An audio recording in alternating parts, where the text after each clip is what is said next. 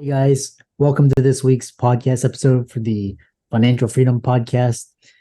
I'm your host, Dr. Christopher Liu, and I'm really excited to have on the show today our guest, Jessica Stepnowski. She's a life coach and spiritual guide, and she's got a fantastic story, very inspirational, and we're going to figure out how to remove the baggage and learn to live freely. So I'm happy to welcome her to the show. So Jessica, welcome.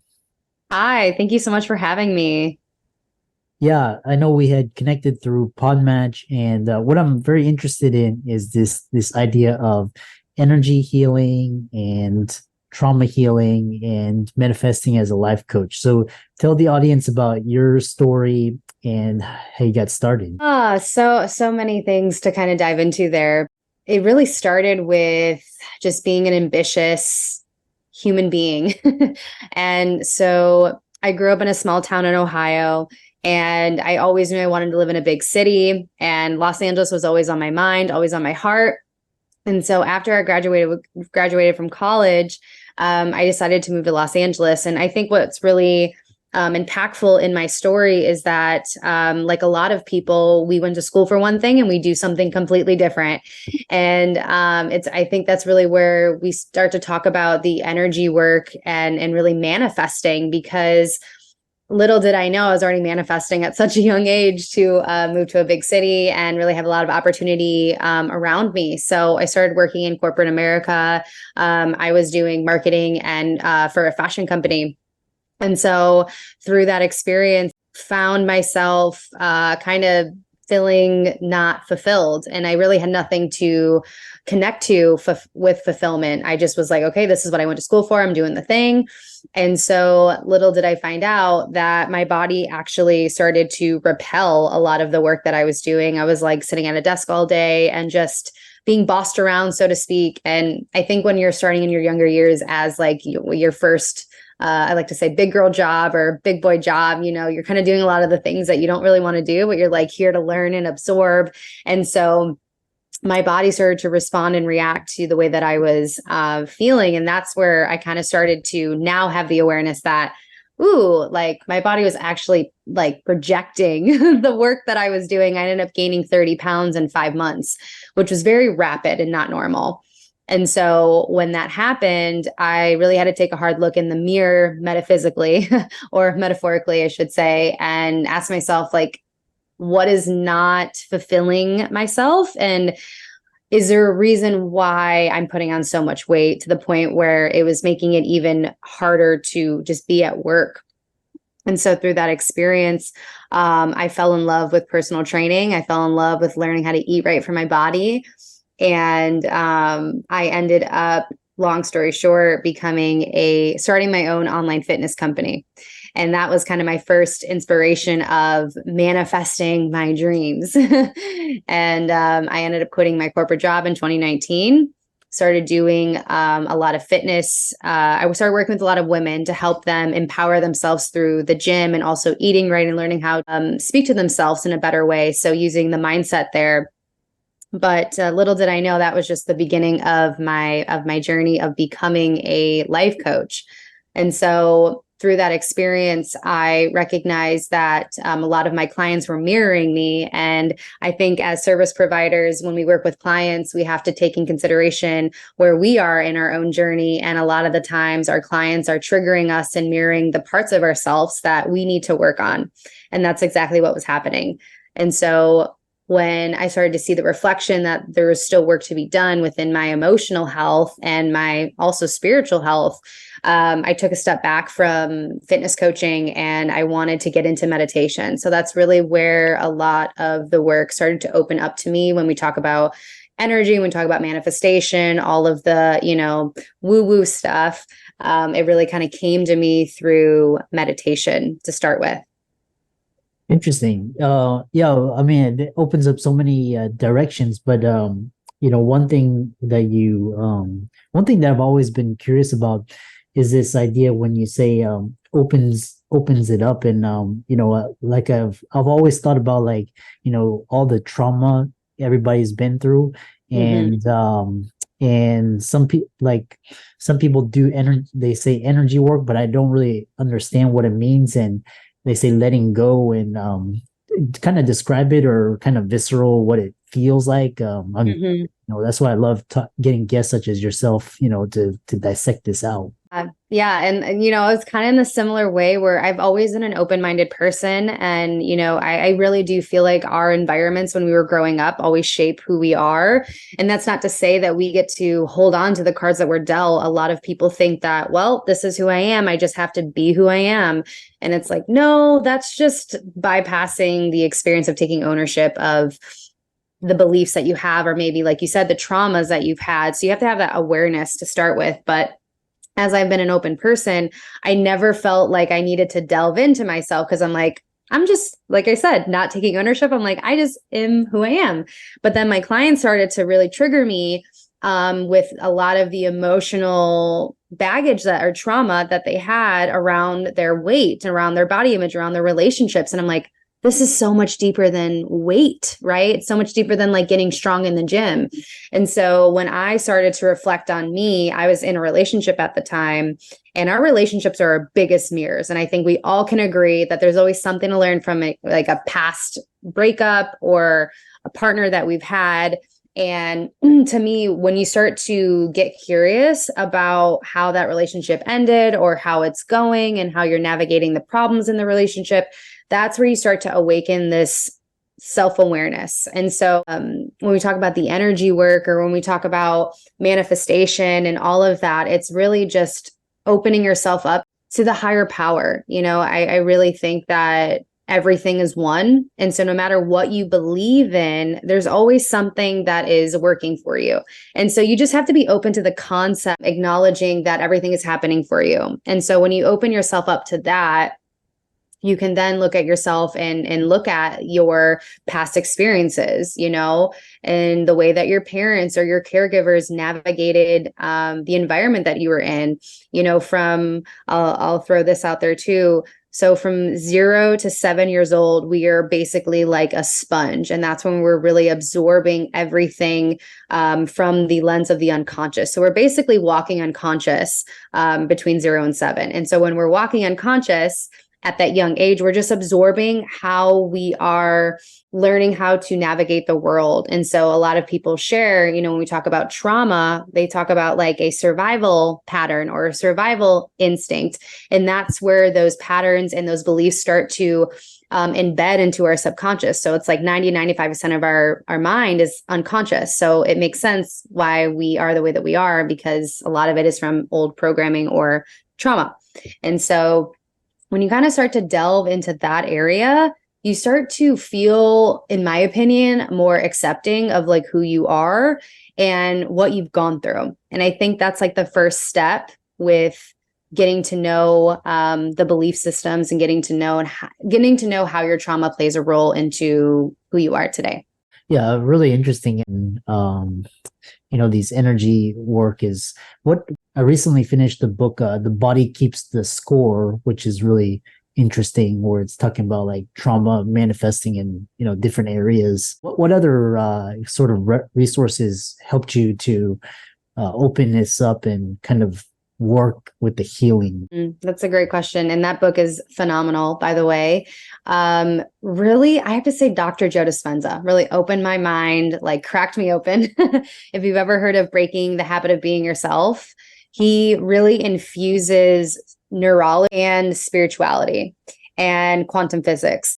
That was a really powerful book for me, because it really, again, it helped me understand why I was the way that I was, and why I had the thought patterns and the belief systems, and recognizing that I get to create my own reality. I think a lot of people, when we talk about like new age manifestation or energy work, they always reference like how to manifest quicker and like making your own reality. And it's true. Like when you use quantum physics and when you understand at least basic understanding, which that book will provide, you get to learn like how you create your reality and how you've actually created your past and all of that. So when we talk about energy work, it's again really thinking about who you connect with, like whatever higher power you choose to believe in. So for me, it's like I believe in God, my spirit guides, I believe in the universe, like universal energy. And so there's different modalities of energy work. But the one that's primarily that I've been really called to has been Reiki. And so when you're able to, you're basically just connecting to everything that's within you. You're just accessing it. So my mentor told me, which I thought was really powerful, is that everyone actually has the healing abilities within their own hands. And that's where we actually are transmitting the healing energy. And we have about 10%. So she gave a great example: when you stub your toe, or when you bump your knee, what do? You put your hand there first, right? And so you're actually transmitting your own frequency into that pain to help it go away. And so all Reiki is just amplifying that energy. And then you're able to learn how to use it in different places of the body, on yourself or with your clients. So I think that's kind of, coming back to your initial comment on how the body keeps score and how we manifest our physical ailments. Yeah, it's really interesting because what everything you're describing is really fascinating. And one thing that's really interesting is that, like, when you're out of alignment, and then you were describing your manifestations, and then sort of like universe kind of pushing you towards, and then you have to go through these series, and then it's kind of like then it was like what your RAS and what you filter out, and then kind of manifesting and law of attraction and abundance.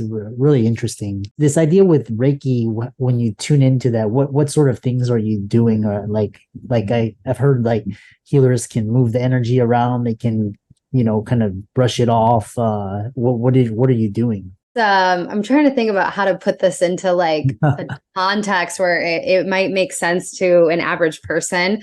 But yes, you can move energy, and there are different levels of advancement with healing. And so I really want to preface that, because there are some people that like shamans, for example, they will have a different level of energy in what they can do versus maybe someone who is just getting their level 1 Reiki, right? For example. And what's really cool is that we all can like access those gifts. We just have to like, one, believe that they're true and just activate them. So when we talk about Reiki healing, I really primarily use it with my clients when I'm doing breathwork. So breathwork is a really powerful tool to access the unconscious mind, which is what I'm absolutely obsessed with, because to me, the only way that you can make change is by getting into that deep neuro programming, which is the unconscious.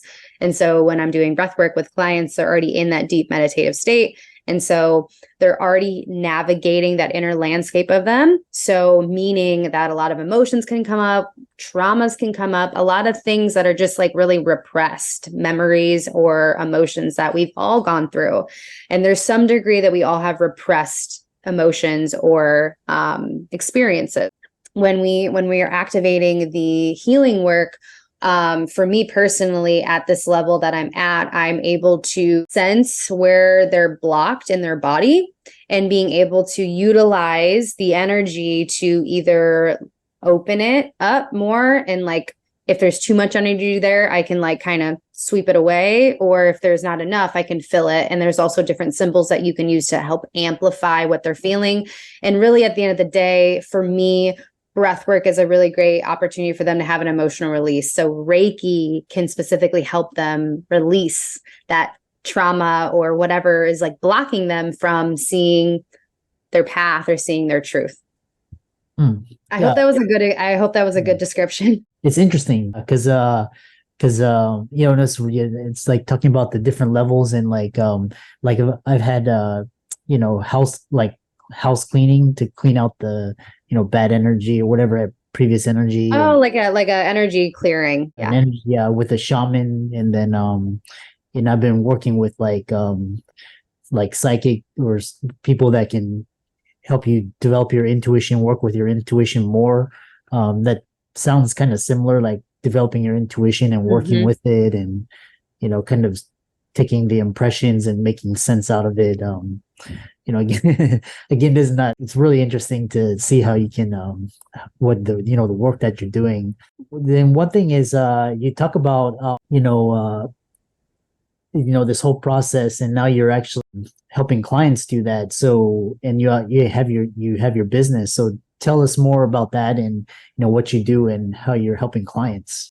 It started again, like I shared it, with my own journey of kind of exploring myself. And when I started to awaken my intuition, like you mentioned, a lot of things just became more clear of like why I wasn't feeling aligned in my fitness business and why I didn't want to do, an average job per se. And so when I got into meditation, that just opened up my whole field. And I had a really powerful experience through breath work and things like that. And so all to say, I was just opening my intuition and for the answers to come that were already within me. And it came to me that I need to help people with their emotional stuff. And I was like, oh, funny. I need to help myself there. It's funny how when we're, as entrepreneurs, it's usually something we've already gone through that we're now like learning how to teach ourselves to do. And then we're helping other people. So through my journey, it's been navigating a spiritual awakening, opening my intuition, and also learning how to navigate life and live life more through your heart and living life on purpose. That is something that I know is just a part of the work that I'm meant to do here on this plane of earth. I started working with a business mentor and a life coach for the first time, and it was very powerful because, again, he helped me tap into my unconscious and help me navigate those inner landscapes of myself. I created my first program in early 2021, and I got like, at first I was nervous because I'm like, ooh, this transition is going to be kind of weird. People see me as this like fitness influencer. And now I'm switching to like talking about emotions and trauma. And then I'm like, what, how's my audience going to receive me? And then within the first like 3 months, I ended up signing like 6 to 7 clients. And I'm like, okay, this is it. This is right for me, So really now, as I've evolved over the past 2.5 years, my practices has evolved. And so I just got certified in NLP master practitioner training, which is just super cool, diving deeper into the unconscious mind and learning how to utilize quantum energy and quantum physics to talk to the unconscious and make change happen. So the way that I work with my clients is helping them peel back the layers of their unconscious mind, helping them get out of their own way and utilizing different modalities to access the unconscious mind, whether that is coaching or if I'm doing breath work or energy work on them. And at the end of the day, I'm just holding the space for them to like realize their own answers. And the way that we do that is just by accessing our intuition. So just kind of like compiling all of those to co-create a really powerful experience for them. Wow. Yeah, very fascinating. And how can people contact you, follow you, check out your social media, etc.? Yeah, so I'm primarily on Instagram. That's kind of where I hang out. You can reach me either DM or you can go on the link there and check out my different links that I have going on. But it's Jessica Marie Step, and also have a website, very straightforward, Jessica. And I'm also hosting a women's retreat this September in Taos, New Mexico. Nice. Yeah. And for all the listeners out there, let's thank Jessica Marie for coming on to the show and talking about these interesting concepts about emotional freedom and healing. They actually work, but it takes a lot of work and it takes a lot of intention. And all of her resources will be in the links and show notes. And with that, thanks so much for coming on to the podcast. Thank you so much for having me.